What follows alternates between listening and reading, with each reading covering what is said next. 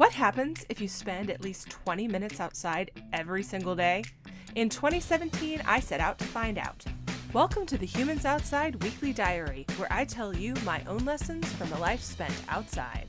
What did I do and learn while going outside this week? That and this week's Real Outdoor Hero, up next.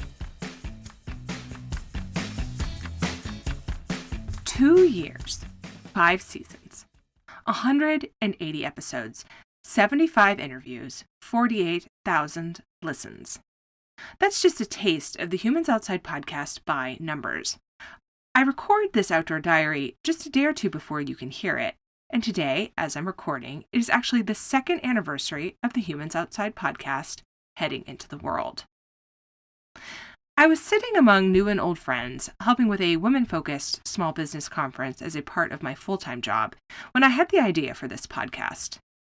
I'm a print, both actual newspaper and online, reporter for almost 20 years now, so I'm used to writing about stuff.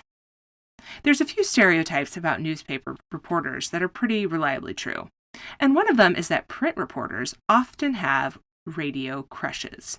We love the idea of writing news with our voices. That means I have long loved the idea of podcasting as a way of doing the radio thing without actually doing the radio thing. But I lacked the courage to jump in. I had been doing my outdoor experiment, 20 minutes outside every day for a year, as something just for me for over 2 years.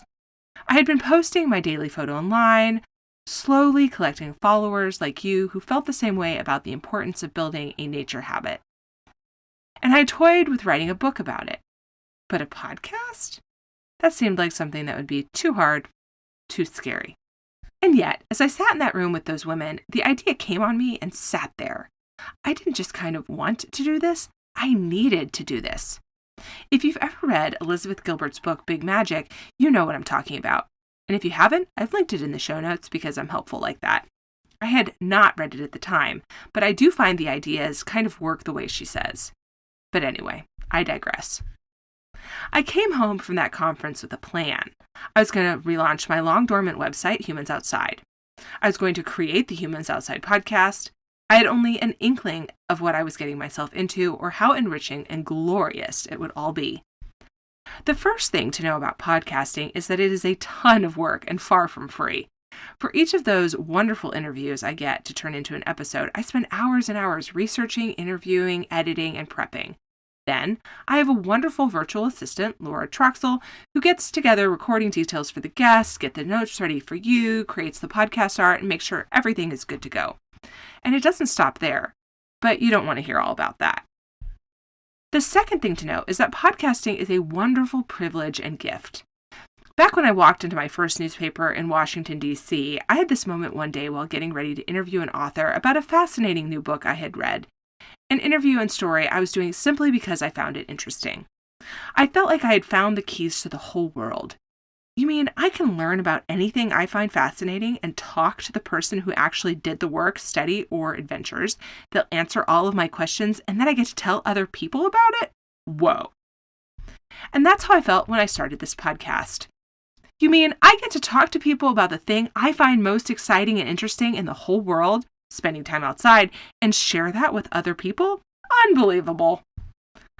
I've learned a few important things during this podcast journey for the last 2 years and 180 episodes that I want to share with you. These aren't specific things taught by individual guests so much as my broad takeaways. First, no matter how much you think you already know about going outside or ways to make it better for you or things to think about while you're out there, no matter how much you think you're an expert in one thing or another, the best thing about the outside is that it's always changing and there's always something to learn.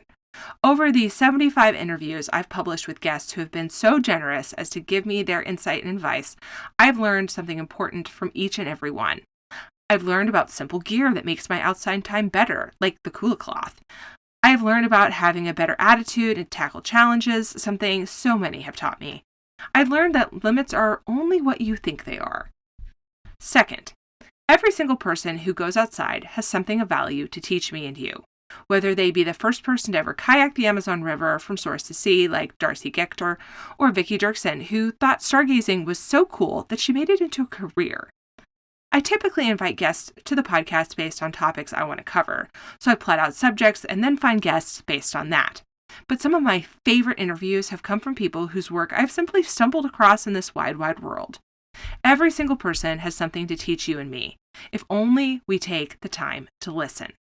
And one of my favorite things about podcasting is that it sets aside purposeful time to ask questions, listen, and learn.